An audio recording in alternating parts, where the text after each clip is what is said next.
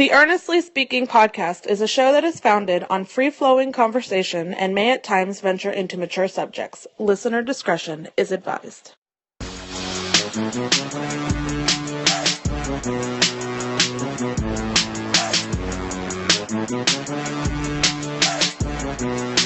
Welcome to the Earnestly Speaking podcast. I'm your host, Ernest EJ Christian, coming to you on a Thursday night, actually in the middle of the Browns-Steelers game in the second quarter. On the line, of course, it's been a long time, been about a month since we've done this. Steelers Game Report with the man, Kyle Nash, a.k.a. Steelers the Game. Kyle, it's been a long time. It sucks. Listen, I'm glad to hear from you, man. I just got to ask. I mean, so I see you have some time. Did Giselle take Tom back? Is that what happened? Yeah. well, and listen, man. So, and I always wanted to do this, and if I was ever in a position to do so, and Ernest Christian, all I want to say to you is thank you, and go Heat, bitch. Well, they won again tonight, 8-3, baby.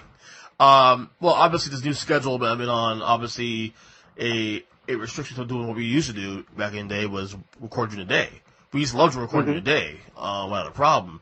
Nighttime, a little bit of a challenge these days for you, especially with a newborn still, and me, of course, with, you know, I do have some nights free, but it's not as much as I would think I can get. So it's a challenge, but, you know. I mean, it's not just newborn for me. I mean, listen, shameless plug time. It's not just newborn for me, but I'm doing segments for Captain and Company in the morning talking about UCF. I'm doing segments for the UCF One Heartbeat Facebook group, 1-0 show, talking UCF. Or I'm doing a bit for Danny Thompson's show on 98.9 here in the local area. You know, doing a UCF thing with him, or, you know, when that's when I'm not in studio with him, like I'm going to be this weekend. So, I mean, that's why nights are tough for me. That's when I'm doing my prep work, and then I usually post Friday night for Saturday morning for the Dolphins dive for the Dolphins Wire of USA Today. So, you know, oh yeah, and newborn. So. Yeah. There's that. And of course, and don't forget hilarity by default. Default assault, that's right. Of course, yes.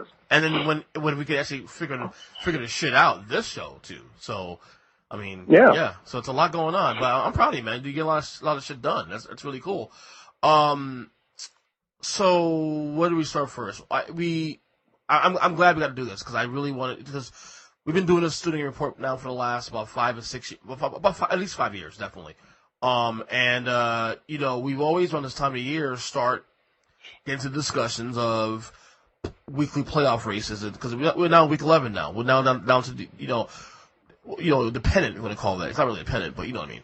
I mean, a little baseball talk in there. But seriously, we're now down to the wire. Now we're coming to the position in the playoffs and whatnot.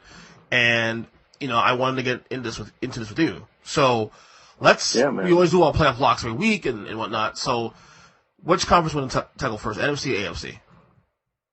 Which conference wins the title this year? No. Which conference wins tackle first? Oh, man, listen. I mean, let's get the AFC out of the way first. I think it's going to be a lot easier personally. And, you know, listen, the one thing we're talking AFC, the one thing we're going to be talking about is just as long as we've been looking at, you know, the playoff picture like this at this time, when I made my amazing 2016 prediction that the Chargers were going to make the playoffs, even though at the time they only had 6 wins. You know, it turned out that they would make it. And that was back when I was the host of the Student of the Game podcast. Now I'm the host of a night class podcast on Monday nights. And still the goddamn Patriots is going to be involved. There you go. The Patriots wasn't be involved until Brady retires or the defense falls apart or Belichick leaves. So I don't know, man. Seriously, the Patriots this won't die. You know, this won't die. Obviously, they're a lock. I mean, although one can say if there's a hiccup this weekend against Philadelphia, which I predicted on my pick show with Zach yesterday, that and the Ravens, you know, take a business against Houston this weekend, we can see the Ravens popping the number 1 seed by the end of this weekend by virtue of the tiebreaker. But correct. It's a safe bet that we all agree that the Pats are definitely a lock in the AFC East, obviously. Oh, sure, right. I mean, with two teams tanking in the Bills, I mean, shite. What do you want? You sure they're tanking? Well, at least the Dolphins. I mean, they're playing hard, man. And you cover that Well, team. I said, actually no, and they do play very well. I put the tanking in air quotes because for one of them, the franchise is tanking, but the players aren't. But for the other, the franchise claims they aren't tanking, but the players are. It's very weird with the Jets. I have no idea what to make of it. That's a trash. So the Pats lock at AFC East. AFC North, I guess we could say Baltimore's a lock now to win the division. Or could we? Oh, yeah, we could say that, right? Baltimore's is really good. I mean, listen, we've claimed the Ravens. We crowned the Ravens back in the preseason. What really surprises me, buddy, is Mason Rudolph doing what he's doing with the Steelers. Now, granted, I saw him in person at the Camping World Bowl when he was coached by the greatest mullet in the United States, Mike Gundy of Oklahoma State. Mm-hmm. Back, I'm going to say that's 2017. But I had no idea he would be able to keep things going. I mean, the only thing that was really awful with the Steelers was with the way they lost to the 49ers, turning the ball over 5 times, getting 5 turnovers, I should say, and still losing the damn game. So. Now, worth noting here to our listeners that we are recording this in the middle of the Steelers-Browns game, which is at halftime now, and the Browns are up 14-0. So obviously, some of this might actually not really make any sense by the time it's available on your podcast feeds. But that being said, doesn't take anything away from what Mason Rudolph has done. Absolutely, he may be sucking in, now, but right, and moreover too, the Steelers. I mean, can we now talk about the fact that if we're talking Coach of the Year, and I know you and I got a little bit of discussion with some other friends of ours on Facebook about this, that Mike Tomlin has to be in the conversation. Any conversation with a Coach of the Year cannot start without Mike Tomlin's name being put in the hat. I'm glad you brought this up, Thank you. EJ, because for me, the reason why I can't do that is while he is doing an excellent job this year, and Mike Tomlin's a good coach. I like Mike Tomlin as a coach. I think the people who were talking about firing him, like you and I, for example, were worried about culture issues. And the thing is, while he's doing a good job propelling this team this year, and with everything that's going on and all the craziness and Ben getting hurt and all the players leaving and all this, they are doing better than they should be. They are overachieving this year, and he's doing a good job coaching. But they're doing it despite the fact that this is a fire that he started. So it's kind of tough for me. You know what I'm saying? I mean, we can say that, which to some degree makes sense, but then you look at the problems he had with Antonio Brown, which then filtered out to Oakland, which then filtered out to New England, and you look at it and say, okay, well, if the Patriots could be in control of this guy, now granted, it wasn't the Patriots that had an issue with him, but, stuff that happened, They controlled the hell out of him. They did. That's what's different. Right. But you can, obviously, it still happened in Oakland and whatnot, and you can say, well, gee, I mean, the guy, it was more just Tomlin, obviously. This guy was just a loose cannon. Well, if we're going to have a conversation like that, Belichick is already then ahead of Tomlin for the very reason I mentioned, that AB was completely under control. They got what they wanted out of him for a single game against the Dolphins, and they kicked him to the curb when they didn't need him. And against guys you've never heard of, they're still winning football games. I get it, they have Brady, but he's 187 years old, and Sony Michel is carrying a lot of load on the ground. And this defense, listen, Matt Patricia went to go coach somewhere else, and now Bill Belichick is more directly involved, and this defense is doing stuff they haven't done in a while without a big name. Well, no. For the record, I'm not suggesting Tomlin is the leader of the Coach of the Year race, but he's in the conversation. I think my leader is in the Bay Area, actually. Yeah, well, he's top 5, is what I'm saying. Yeah, I can roll with that. My leader is in the Bay Area, actually. Your boys, but anyway. So Baltimore lock, Patriots lock, AFC South. That's a little more mess. Although Houston, I would say is Indy's kind of fallen a little bit in the last couple of weeks. So I guess Houston is the most stable team of the 4. Well, we got to be careful with the whole Indians fallen thing, too. Jacoby Brissett suffered an injury, and granted, while it ended up only being a sprain, it was enough to make a difference for them to, lose to the Dolphins, which is still awkward to say. But, I predicted that would be an issue in the Dolphins dive last week, so. But we can agree Houston Texans are the lock in the AFC South, right? Looking forward. I mean, I picked them in the preseason. I'd look pretty stupid to not stick with that. Though I would argue that Ryan Tannehill winning the game like he did against Patrick Mahomes and the Chiefs This is what happens when you can protect Ryan Tannehill. I said it. Moving on. You did say that, and we'll get that in a second.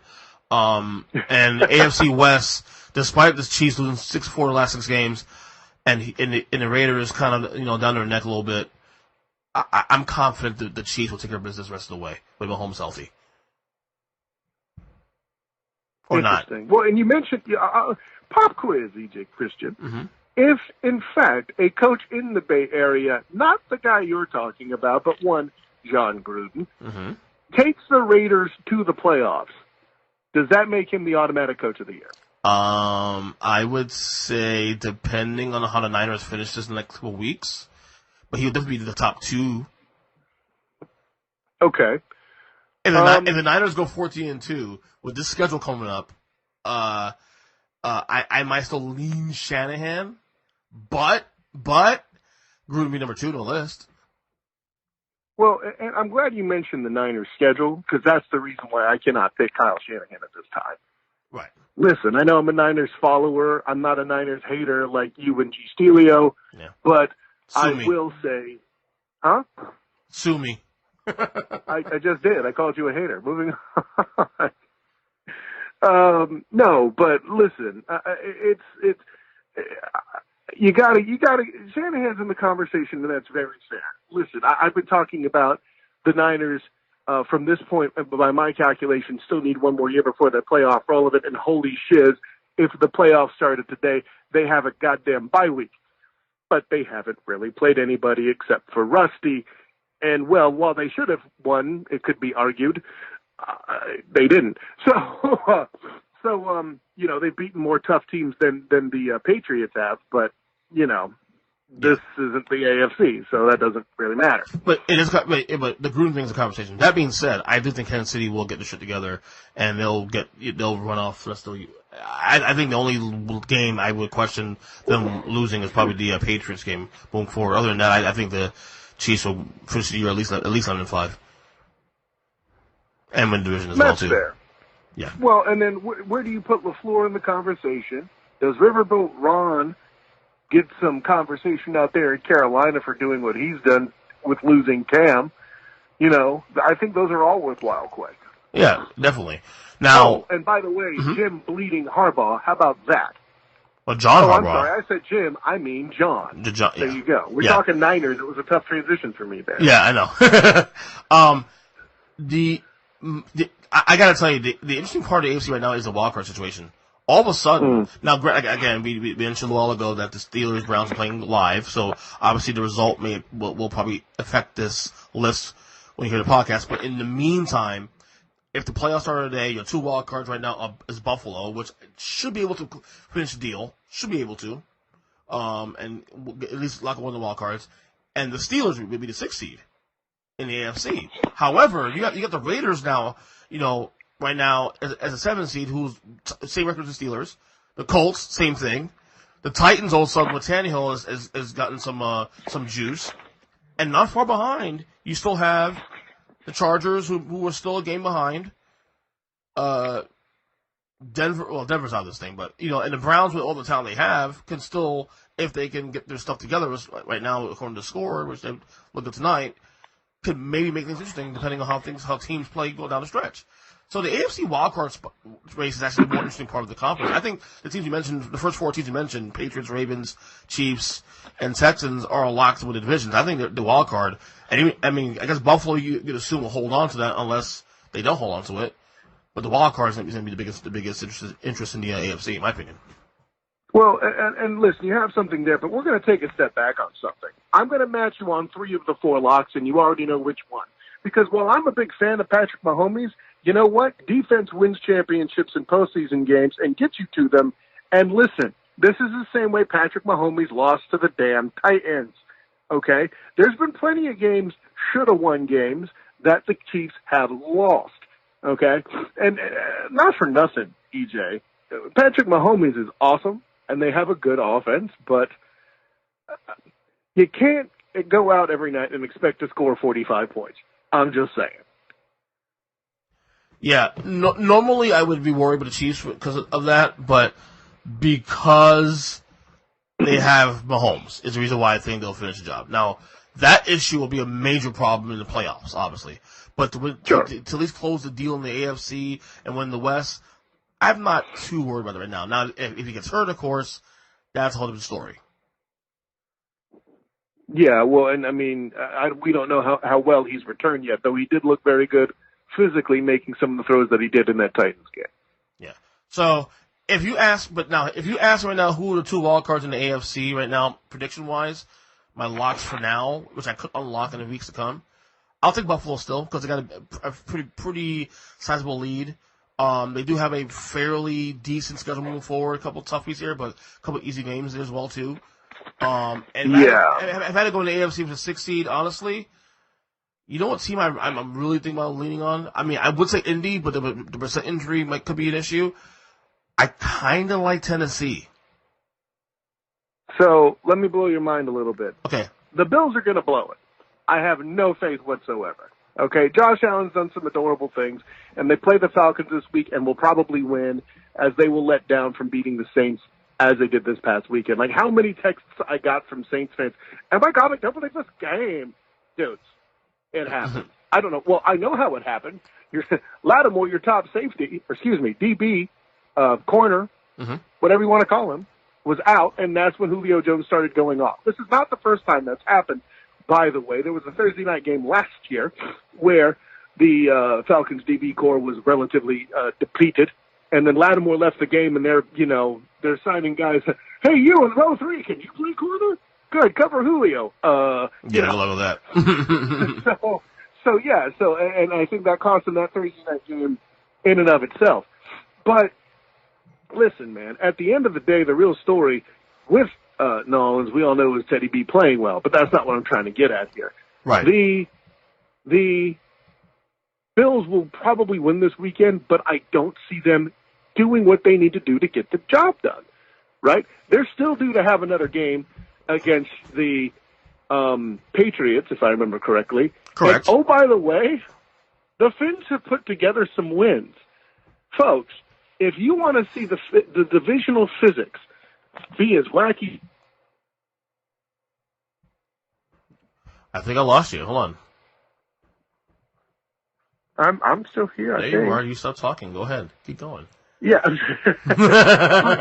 The physics of the AFC East, you know what makes them wacky? I got 2 words for you. Miami Miracle. I picked the Dolphins to go 6-10, and they went 7-9. Why? That. Am I still bitter? Yes, because Antoine Staley can say he predicted the game spot on, or I only missed it by 1, and it's not fair. So, anyway. You and Antoine Staley, but I swear. The 2 teams... Antoine V. Staley makes it in again. I will, when they find out what a V stands for, he won't tell me. Well, I mean, listen, when I meet him, there will be copious alcohol flowing, and I will get him tipsy enough to admit that. Didn't work. Tried it. Didn't work. Well, you just whatever. You can't even find my phone number when you're in town. So how can you get anyone drunk? Anyways, that's true. So, that's a good point. Hashtag burn. So, good argument there. But I can't pick the Bills. And as odd as it makes me feel, man, can you find a more unpredictable group than the Titans? They've lost so many games that they shouldn't have, and won plenty that they shouldn't have, as this past weekend would evidence, right? Mm-hmm. I think this offensive line is going to do enough to protect T. Hill to do what they need to do. Henry's going to continue to run well. Their defense is good enough to stop a few guys. Listen, I think they're going to do like they have in years past. They're going to sneak into the playoffs and get eliminated in the first round, except for that time that they didn't because the ball got tipped and then fell back to Mariota, and he was able to get the touchdown and whatever. So I gotta tell you though. Again, I gotta tell you though that the Texans last couple weeks, though, the little run they've done on the last couple weeks, is definitely a big, demerit to Marcus Mariota in his future. Because, I mean, as you said, Ryan Tannehill needed some protection, and he's getting that, and he's playing good football. I mean, what do you want me to tell you? I mean, because I already said it and told you. Anyways, no. You did, so I got the Titans so far as my pick. I'm not going to be bold enough to use the word lock this soon on that because I'm just not that confident in it. Mm-hmm. But that's going to be one of my wild card teams. And, The other, I think so far I'm not brave enough to pick against Patrick Mahomes to miss it outright for all the trash that I talk. Because at this point, my other alternative, if I don't believe in the Bills, is the Raiders. Ooh. Yeah, no, I can't commit to that yet. Well, I'll say as well. Buffalo, I may unlock them after this week if they lose to Miami. We'll see what happens. But if they beat Miami, I feel better about their chances of taking care of business. Oh, wait, but you know what? I just realized I have a big flaw. It's not going to be a wild card team. It's the Chiefs. They're going to win the division in my mind. Right. So maybe I am picking the Raiders. Ooh, yes, I am. So you're saying right now, not a lock, but you're saying Raiders and Titans could be your 2 wild cards. God, isn't that embarrassing, though? Well, yeah, it's kind of, a little bit. I just don't think Mason Rudolph's going to hold on. That's my biggest problem. I think it's a game thing in Pittsburgh, and as again, they're still down 14-0 in the third quarter. So, right? So the argument right now is on your side right now. Okay, let's go to the NFC real quick. So the NFC right now, you have the number 1, number 2 seed right now. The number 1 seed in the conference is the Niners. The 2 seed is the Packers. Are you there? Are you okay with locking both these 2 teams up right now? I'm kind of Niners. You can't lock up the Niners yet. Yeah, they're really going to just start to hit a tough schedule. I am with you. It's likely they might still get the wild card, but I felt better about it's so weird because they're 8-1, and you should feel like, okay, we can lock them up, at least get 2 or 3 more wins into the year. Well, you look at that schedule, it is fucking brutal. You don't lock up a 1 seed unless you think they can get the 12 wins, and that's 4 of 6. You can't guarantee that here with another Cardinal game on the docket, another Seahawks game on the docket, another Rams game on the docket, and I'm not even getting the stuff outside the division yet. Ravens. So, yeah, Saints. I don't know that they win that football game. Ravens, Saints, Packers on the schedule still. You know what? I feel better about the Niners winning that Saints game based on the conversations we've had about Drew Brees already. Okay, that defensive line is going to annihilate that poor old man. Right, I agree with you there. In terms of the defense one, and whether or not they beat the Saints we'll see. But that schedule, man. I mean, if they get in the playoffs and hold on to the number 1 seed, they would have earned that. God, isn't that the fact of the year, though, right? So let's analyze what you just told me here, right? Let's just give them the Cards and the Rams, even though those aren't gimme games per se. All right, there's 2 right there. There's no lock that they won't get swept by the Seahawks. Ain't that ridiculous, though, right? Okay. And then you're telling me the Packers, the Ravens, okay? I don't know that they beat the Ravens because as good as that D-line is, Marshall Yonda's a Hall of Famer, and he's going to find some holes for Lamar Jackson. That's just going to happen. Okay? Let me quick. Here's the schedule right now. This weekend against the Cardinals. It's going to sound weird, but it's a must-win. Yeah. Okay? Then, home against the Packers. That's a toughie. 50-50 game, I guess. I might lean Niners because of the defense, but, again, 50-50. Then Baltimore. The reason why I lean Niners is because the Packers' defense has started to fade after a good start so far. Yeah, Shanahan is going to find the same holes the other teams did, in my opinion. Then you got Baltimore on December 1st on the road. That's tough. That's going to be a loss, probably. Oh, yeah. Then at New Orleans. Now, you feel good about the game, except that game's in New Orleans. Okay? So yeah, and traditionally the Niners have been screwed on calls and close moments with them, so that really could go either way. Right. Then, not to scare you here, but you got the Falcons at home, who all of a sudden could be that weirdo team that you saw last week beating New Orleans out of nowhere. Could it be? Look, the Niners will probably win that game, but that's not we'll look ahead. That's win number 3. Stop it. Okay. The reason why the Falcons won that football game is twofold. A, they pushed Drew Brees too much in his first game back, being an 185-year-old man. Problem 1. 2, we talked about Latimer already. That's not going to be the same sort of thing. Unless Garoppolo ends up out for the year again, the Niners will not have those same problems. All I'm saying is I can talk you to that being a tougher game than you realize. Then the Rams. Listen, Danny, we'll talk Saturday. Getting tweaked. Danny Thompson will talk Saturday. Okay? Next. Hi, Danny. Then, by the way, did you hear about Danny the other night, a couple weeks ago? We had a podcast set up for 2 weeks ago. And he fell asleep and forgot about it and woke up like midnight saying, "Oh, dude, I fell asleep." I mean, listen, I know what that man's day-to-day is, and I'm not surprised to hear that that's what happened. No, he's a busy guy. I was like, "No, mind, buddy, it's okay." Then you have the I Rams. mean, you could still make fun of him, but that's my answer. I'll always still make fun of him. Yeah, I'll get him on the show soon, by the way, probably next week. Then the Rams at home. That should be a win. The Rams might be out by that point. We'll see what happens there. And, of course, the Seahawks, which they may need a game. We'll see. Oh, my God. If that's Week 17, that sucks. Yeah. Seriously. And that's in Seattle, by the way, fans. You better hope that so you know. Well, you want to hope that you guys have everything wrapped up by then. I mean, the Niners faithful definitely want win number 12 achieved by then. But 4 for 6 in that docket is tough, EJ Christian. Yeah. That being said, I am not locking the Niners up just yet. Green Bay, I am not locking this yet either. Your 3 seeds, the Saints. I'll lock them up as definitely as a playoff team. They're going to win the division no matter what. That's a lock. I'm going to lock up the Niners as a playoff team. You're not going to do that? You're not going to give them 2 of the next 6 games. EJ Christian, you're dumb. Yeah, I'll lock them as a playoff team, definitely. Falcons, Cardinals. All right, boom. Let's go That's home. 10 wins, yeah. No. I'm looking at the rest of the conference is the problem. Okay, the 4 seeds of Cowboys. I'll put it this way. The guy you currently have as coach of the year is going to get his team to have 2 of the next 6. Right. Come on, bro. No. I know you got 2 more wins. 3 seeds of Saints, they're a lock for me. The Cowboys of the 4 seed, they're not a lock for me. In fact, I don't think they win the division at all. Nor should they be. You'd be out of your gourd. I don't care if you're a Patriots fan or not. Which apparently I am, allegedly, to you.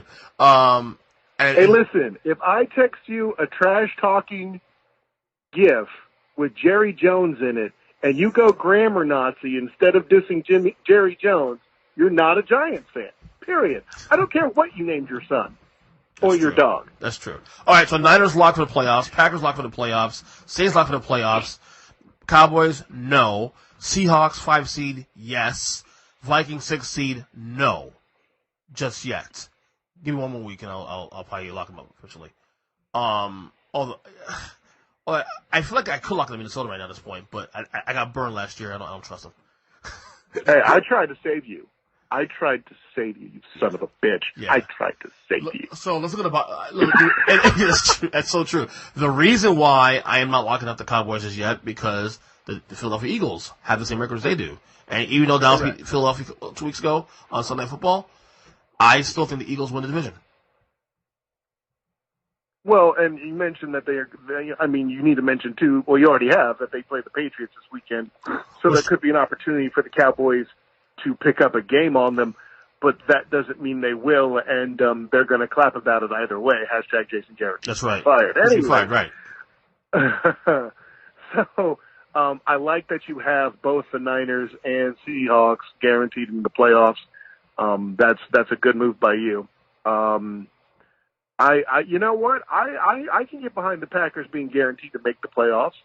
I also enjoy that we are 100% absolutely correct that the Bears will miss the playoffs. Hashtag suck it, G. Stelio. And that's so true. I love it. The Bears. How's that going? How's that bad habit going? I mean, listen, that's not so ridiculous as to say that Mitchell Trubisky's a better quarterback than Jimmy Garoppolo, but it's bad. That was cute. Anyway, was that cute for a while? Yeah. No, it wasn't ever cute. It was just hilarious. Just like people who can't realize that Russell Wilson's a game manager. Anyways, so, what? Listen, I'm not trying to cause any controversy. I'm just stating fact. Anyways, so. Hashtag facts. Yeah. No, and you're right. The East is tough to call. I mean, that's a competitive division just like in the AFC. So, I mean, yeah, as I continue to stall, I'm finding myself matching you pretty much to a T. I have 3 locks. I have Green Bay, I have Niners, I have Seahawks. And Saints. Golly, man. That other wild card and is really Saints, tough right? for me. And Saints, right? Oh, excuse me. Did I leave? I sure did. I did leave the Saints out. Okay, yeah, I do have 4 locks. You're right. Okay, and guess what? Guess what? I say the Saints because of the incompetence of the rest of the NFC South. Okay. Although the Panthers could be a wild card option, though. Man. You know what? No, I'm going to go ahead and make the Vikings a lock this week. You know why? Because there's no way in hell the Rams The Eagles will catch up and beat the Cowboys. Don't do it. I don't. Well, here's the thing: the Vikings, Don't the Cowboys, do it. the Cowboys. The only team I see that can get a wild card spot outside Seattle, realistically, is probably the Rams, and maybe the Cowboys. That is it. So you're giving up on the Panthers? Yes. Yes. Absolutely. I'm warning you, EJ Christian. Don't you dare back Kirk Cousins. I'll do it. Dalvin Cook's healthy, man. That's a big difference there. Listen, I'm going to give you this credit too. I appreciate your bravery in backing Dalvin Cook because he's a fantastic football player, isn't he? But man, the Vikings get saved over the fact that you have an inept team in the Cowboys who can't stay consistent, an Eagles team that should be better than they are. Okay, you have Seattle's a lock, of course, but then you have the Rams who are inconsistent. And after that, I look at the rest of the NFC. Panthers, can you trust them to finish the deal? No. They got 2 game lead on Carolina anyway. The Bears, no, they're done. Lions, they're done. Cardinals, they're done. The Bucks have the talent, but they're done too. So, and then you got Falcons, Giants, Redskins. Come on. So the amount of teams you can trust in NFC to actually stay aboard is not as big as you think. So if you're Minnesota, okay, you don't win the North, but who are you avoiding? Dallas and Philly, and then maybe the Rams. That's it. The fact that the Vikings have 7 wins right now is convincing. I will grant you that. Yeah. But they also haven't had their bye. Which is good for them because the bye would help just late at the right time. Man, I don't know. Like, it's hard for me to bet against the Panthers right now. And all things being equal, if somebody said to me right now, Riverport Rom or Mike Zimmer, I'd take Zimmer all day. We know that. But then you introduce Kirk Cousins versus Kyle Allen, and the fact that I have to pause before I give an answer should tell you everything you need to know. Right, I'm with you there. But here's the thing with Kirk Cousins we need to understand. Okay? With this Vikings roster, he doesn't have to be great. Just be good. Just be good. Just be good, and you'll win games. With that roster, all you need to be is good. Listen, he had this roster last year. Well, Dalvin Cook was hurt the entire year, pretty much. So. True. Those are the facts of the case. I agree with that. That's a big piece, though. I mean, that's the biggest piece, probably. By the way, that's also what she said. But listen, what I'm telling you is... she did say that. That's right. Don't give up. I think you're giving up on the Panthers a little soon, man. Okay. I'll put it that way. Okay, so I'm going to go 5 locks here. I think the only team right now that's not a lock for me is is Dallas. You're going to make the mistake again, aren't you? Dallas is the only team I don't trust. I have Philadelphia. Look, the only threat here is if the Eagles or the Cowboys both want to play off, I don't see happening, and the Rams making a run late in the year, and then your Carolina Panthers. No, I'm good. This is the same exact crime you committed last year. I can't save you again. Yeah, Minnesota's better this year than they were last year, though. It's a big difference. Oh, my gosh. Oh, man. I don't know. Anyway, I don't know. So you're going to go for so your locks are Niners, Packers, Seahawks, and Saints. That's it. Saints. That's right. Yeah. And Seahawks, right? And Seahawks? Seahawks all day. The MVP. Hashtag Rusty. Hashtag MVP. Again. Yeah, the MVP. Great segue, because the next thing I want to talk about was the MVP race. Very interesting race now. All of a sudden, this can go 5 deep, really, to be honest with you. 5 or 6 deep, if you wanted to. But really, you're talking about Russell Wilson, you're talking about Lamar Jackson, Deshaun Watson, Christian McCaffrey. Who else was talking about in this race? For a while, Aaron Rodgers was in the race. He's probably still like on the bottom tier of the candidates. Who else was in the race that we were talking about besides that? Well, I guess Mahomes, to some degree. No. Mahomes has proven that. Well, his value seems great, obviously. Well, no, but see, here's the thing. Matt Moore came in and they won the game. Why? Because of all the pieces he has. Listen, even when we were talking about Mahomes early in the season when he was still doing some things, he was still beneath some of these other cats.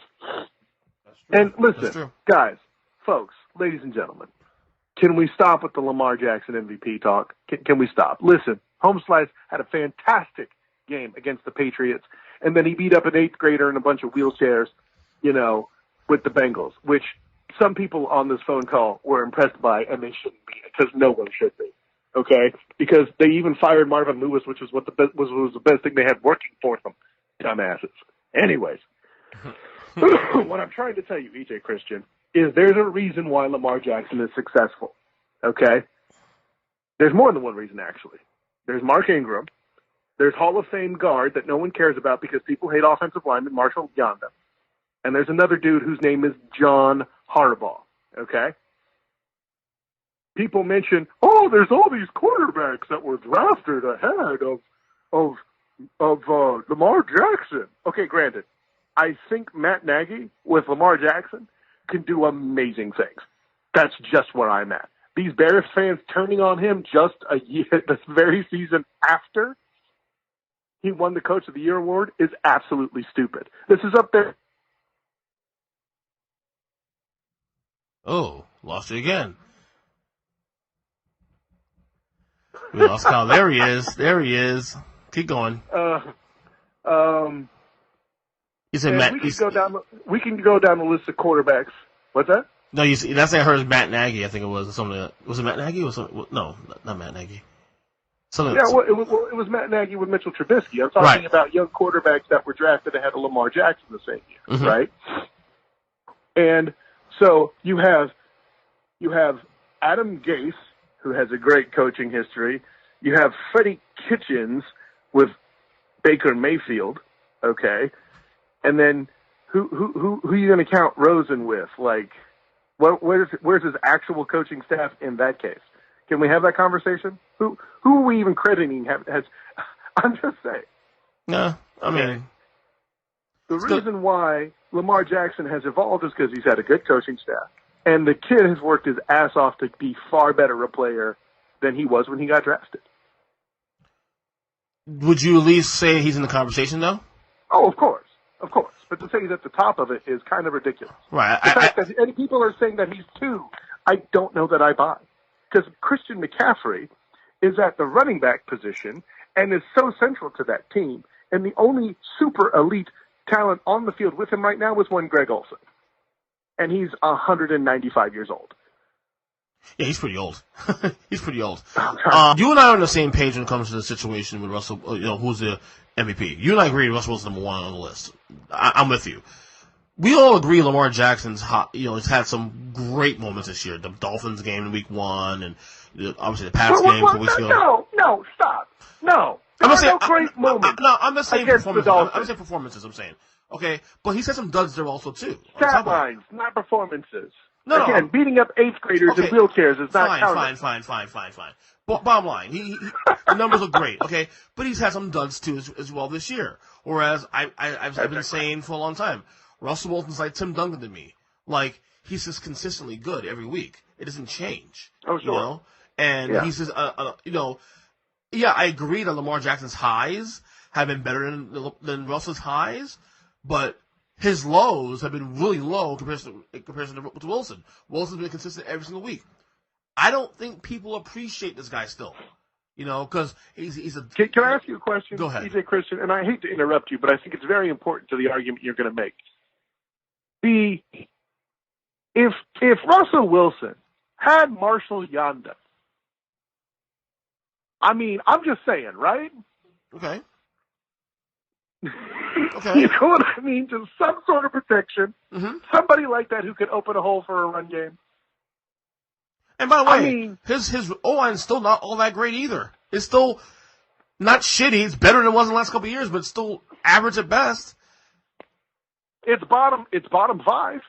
It's definitely so for him to do what he's doing now. And I've been saying all year. Here's the reason why Wilson's my MVP. Is that now my tone on the Seahawks has changed in the last week, in the last couple of days since the winning in San Francisco. But prior to the game on Monday night, I was saying that the 7-2 record was fraudulent. That the reason why Wilson is my MVP was because he's that fucking good. Because that team without Russell Wilson is probably 1-8, 1-9. Well, can you think of a year where the Seahawks are never on schedule, I feel like, right? Right. They're either in the middle of underperforming or they're overachieving. So it's funny with expectation in the Seattle Seahawks, but you better, as far as season long goes, right? Right. But one thing you always expect, DJ Christian, is that when the fourth quarter begins, the game is far from goddamn over. Right. Agreed. So you don't agree with Russell Wilson number one. I guess the real argument really here is who's number two. And it's Christian McCaffrey. I'm not going to say no. I mean, Lamar, the reason why Lamar might have a slight edge right now, number two for me, is that Baltimore, I had Baltimore to 8-18 before you started.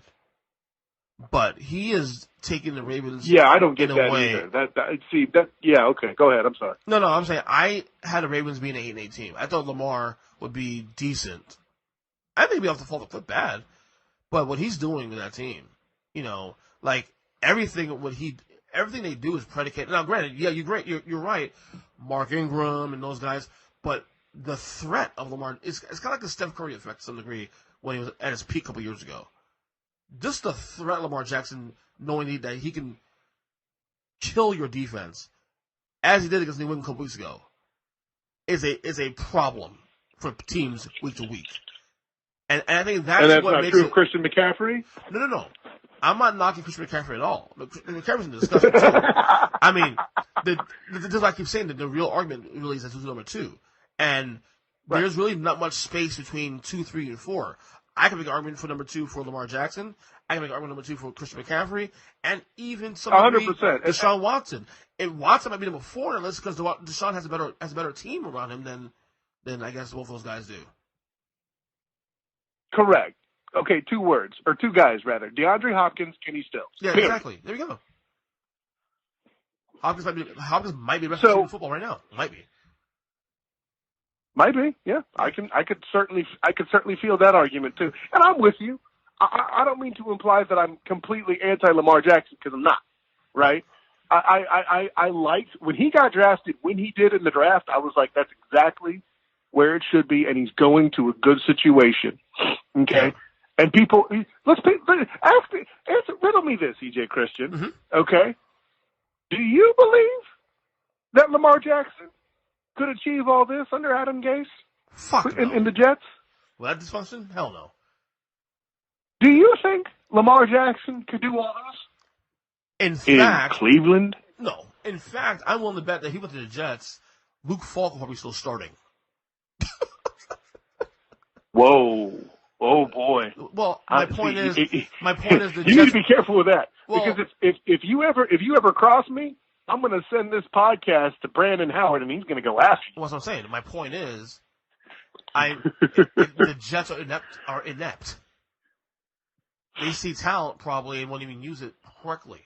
Oh, Luke Falk's pretty good. He's a good pocket passer. That kind of thing. No. Stupid.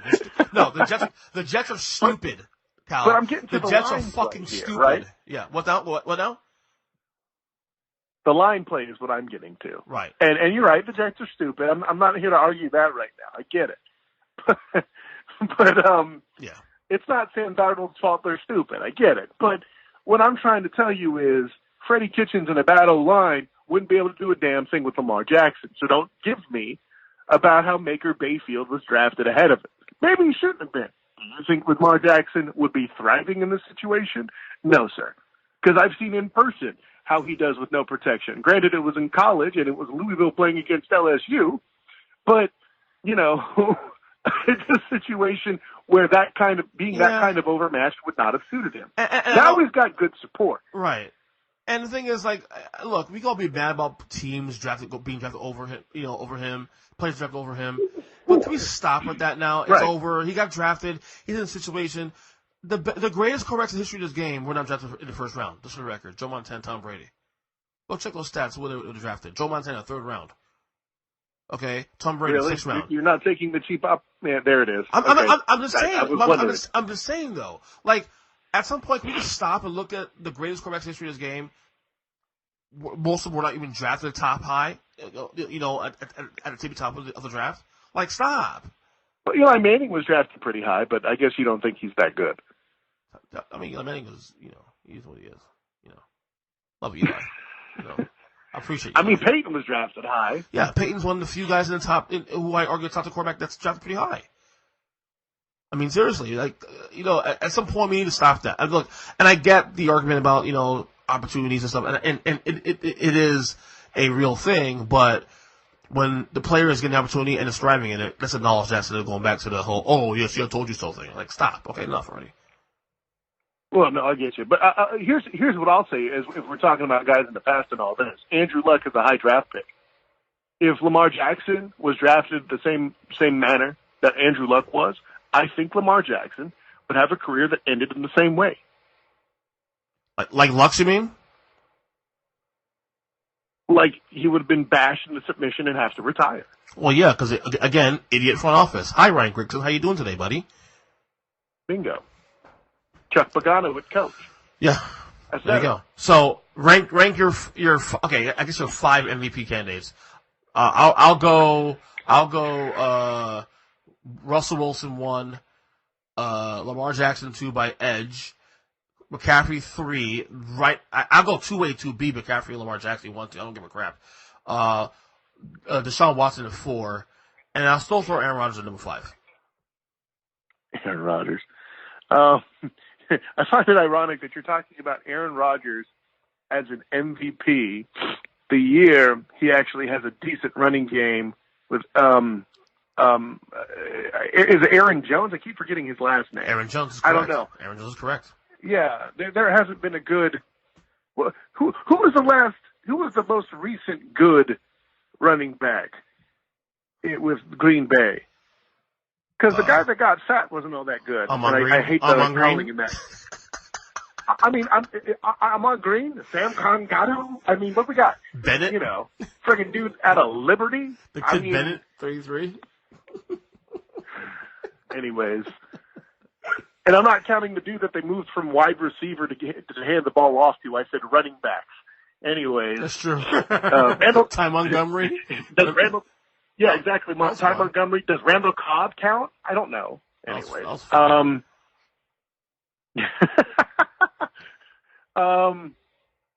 So yeah, I'm matching you pretty closely. I have Russell Cantankerous Wilson as a strong number 1. If it were up to me, I would pull the Dylon defense and be all like, Russell's the 1, top 2, 5 3, and 4 are Rusty, and Rusty. Okay, I speak on fire. That would be late.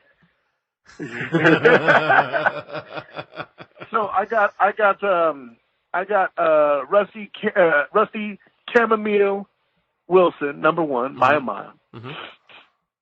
I have Christian McCaffrey at 2. I have L-Jack at 3, but I mean, like, if we're doing a point system, it's going to be like a half a point difference. Right. As much as we've been debating, Lamar Jackson definitely deserves a look at the position. I mean, let's be honest. Okay, I think what honestly is giving me the edge from McCaffrey's point of view is he's making his team better without even having his hands on the ball every time. That's true. That needs to matter. Yeah. Okay.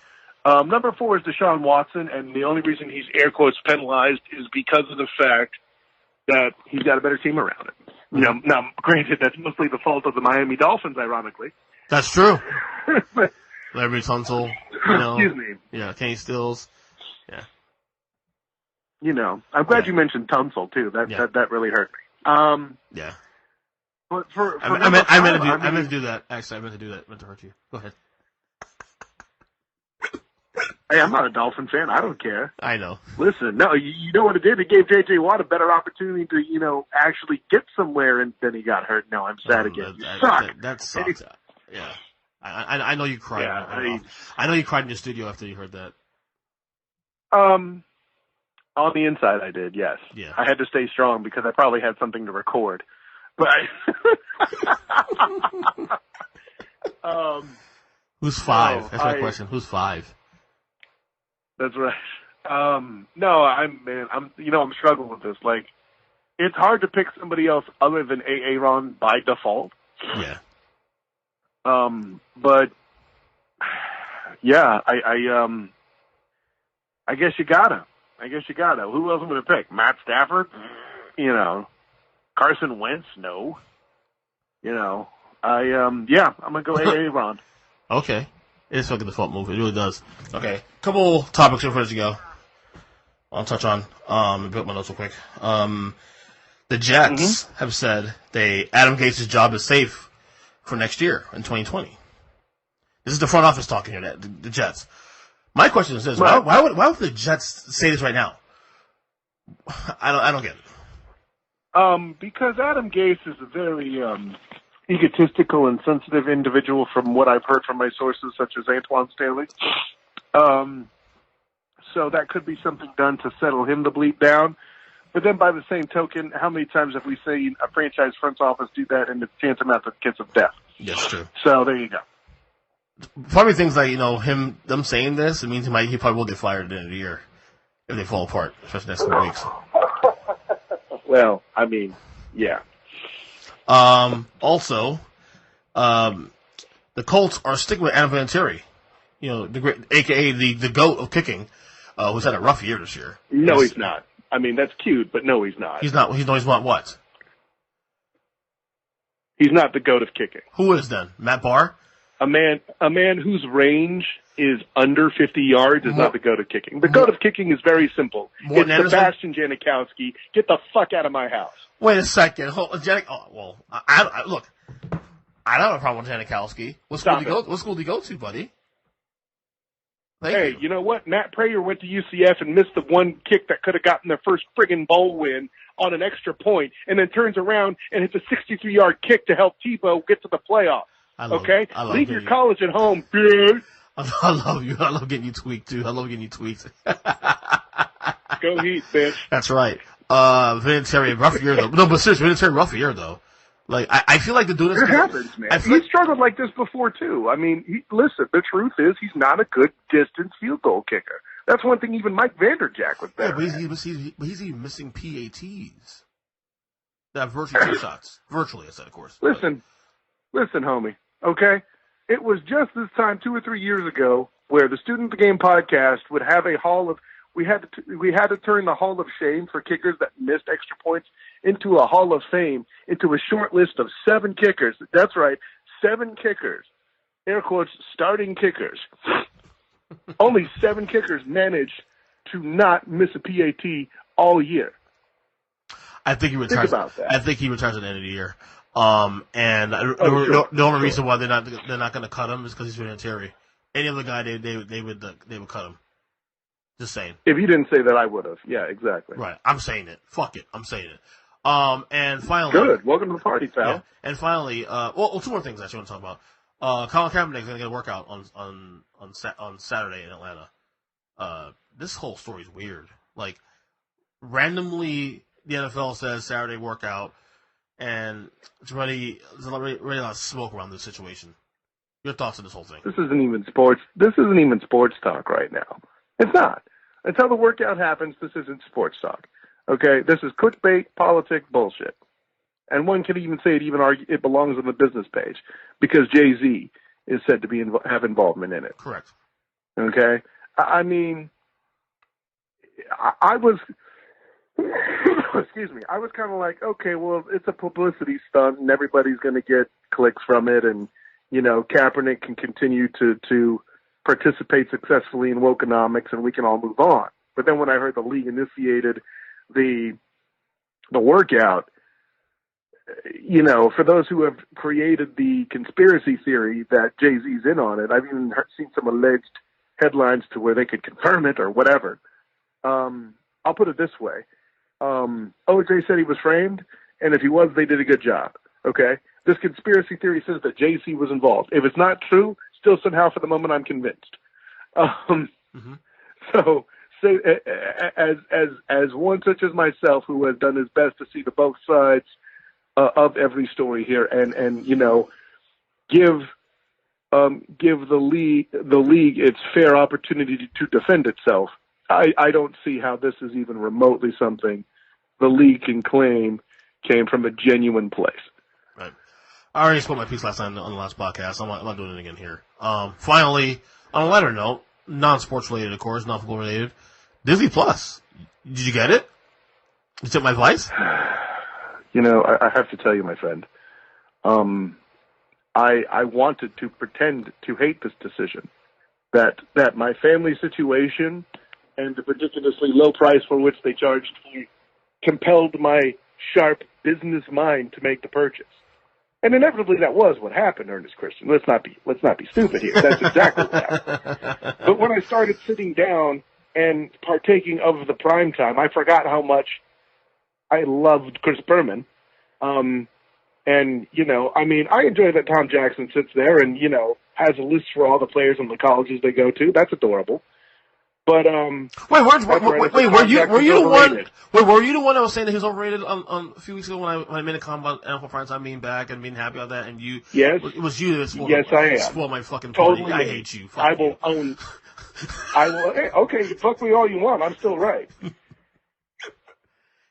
It's just the right fit. What does he bring? What does he bring to the experience other than being good buzz with Chris Berman? No. I'm not saying you're wrong there, but it's a nice mix. And to be honest with you, given the woke culture and the debate culture we live in now, you know, embrace debate, it's actually a nice feeling to have simplicity. Chris and Tom just giving us what we want, and that's it. Simple. Well, that's kind of my beef with him, is he's too damn simple. All the heavy lifting's done by Berman. Yeah, you're right, but it works. It works. But you know, wait, how do we go from fuck you to you're right? Because Tom adds. No, not too how much, do we go just from enough. Fuck you to you're right. No, I'm just saying. We just went from fuck you to you're right. Understand that. No, I like the knock on boy Tom Jackson. He adds something to that mix. Not too much, just enough. You know what I'm saying? So you don't like me knocking your boy Tom Jackson. So what I hear you dropping on me is the Nathan R. Jessup defense. I guess. For those that don't know, what just happened here, basically EJ Christian just said, you can't handle the truth. Okay? No, that's what just happened. I'm not. I think part of the reason why they added more people through the years was probably because Tom didn't add enough. They wanted more and more. But the reality is the way it was with Chris doing the load and Tom adding a little bit of sprinkles around it, it's enough.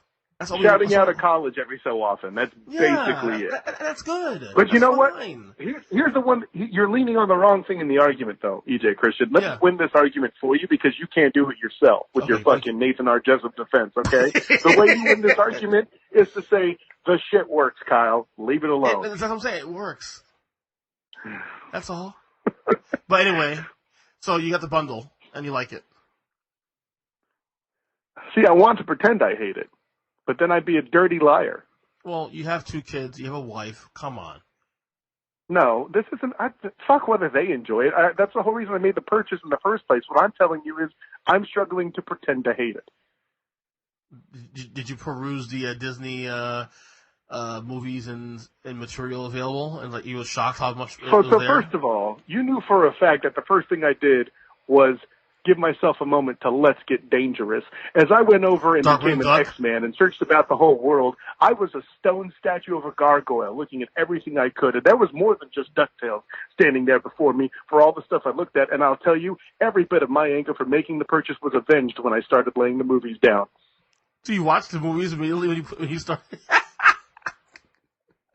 I'll be honest with you, I posted on Twitter earlier today that if it wasn't for the kids and my wife, this is the most disingenuous bullshit in my life from you. Let me tell you why. This is ridiculous. Trying to claim you're a giant. It's such a fucking lie. Let me be honest with you. No. Let me tell you why.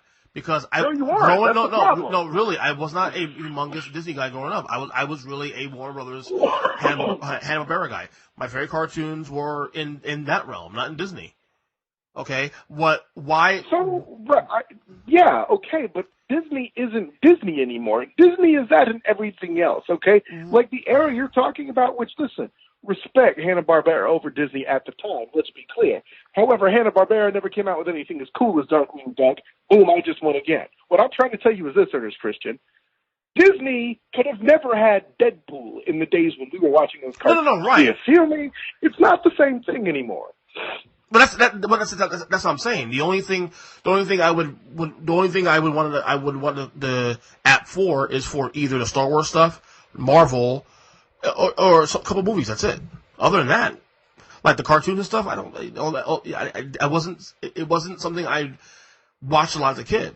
I was more of a Warner Brothers Hanna-Barbera guy. You're not excited about Darkwing Duck and the X-Men cartoon. Well, now I am because you said it. But you know, you know what? You had such a bad argument. That defense was a winning one for you. I'm gonna let you have that one. Let's move on. I will say this much though, like my wife, Lauren, she's been all over this thing. We bought the app the minute they dropped it on the on all the platforms. Like she was excited, and she has not stopped watching it since. Like I'm sure she's watched like 6 hour binges of Captain Marvel on repeat. I get it. Oh no! Ooh. Oh boy! Not Captain Marvel though, but but she's been watching all the classic cartoons. I did just kind of put your wife on blast. I know you did. I know, Base. I know exactly what you did there. I know exactly what you did there. and I will play this portion of the podcast when she gets home from work and let her know. And you know what? When she hears me saying that, she's gonna be like, "Yeah, what about it?" Yeah, what about it? Yeah. But like to me, her excitement of the Disney app was very similar to me 5 years ago when the WWE dropped their app, the network. So yeah, just saying. No, you know what? And listen, joking aside, I totally get that. If she's one of those Disney folks, listen, I'm married to one and dated at least two others. I get it. I get it too. But now she understands why I am obsessed with my WWE Network app, because it's the same exact thing. Like, those are the things I gravitate to.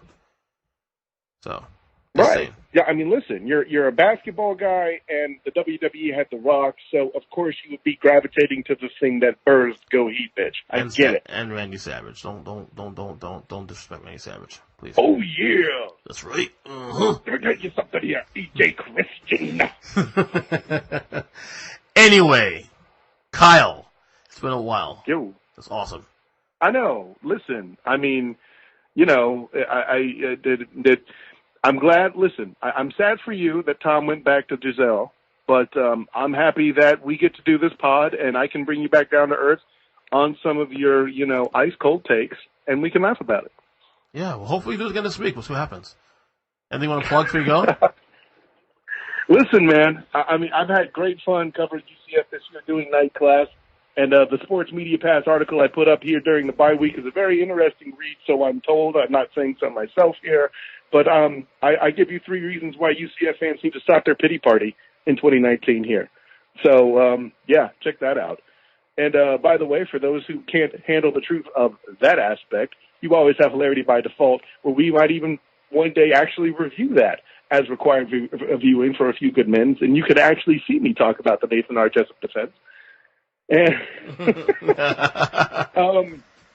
you know, to be honest, with Disney Plus dropping, it's going to give us a really good opportunity to look at movies in the Disney Vault that were forgotten about but should be appreciated if you're into that sort of thing. So, hey, listen, turn Lauren on to the fact that we'll be looking at movies like The Black Cauldron and things like that moving up. So there's that. Check out my writings on the Dolphins Wire of USA Today. The Dolphins dive for this upcoming week. How do I feel about this upcoming game? Is this another Bills outing for them? I don't. So I'll be setting that up with storylines. That's going to be a good time. And of course, in a few more weeks, I'm going to go to my next Magic game. I say a few more weeks because I can't do it this weekend. My best friend's sister's getting married. I know, football season. At least he waited for a UCF, or she waited for a UCF bye week. Anyways. And I don't know, man, all the way around, glad to catch up with you. Glad to be doing the thing. Check me out on Night Class on iTunes. Finally. Yeah. Oh, God, they took so long to approve us, didn't they?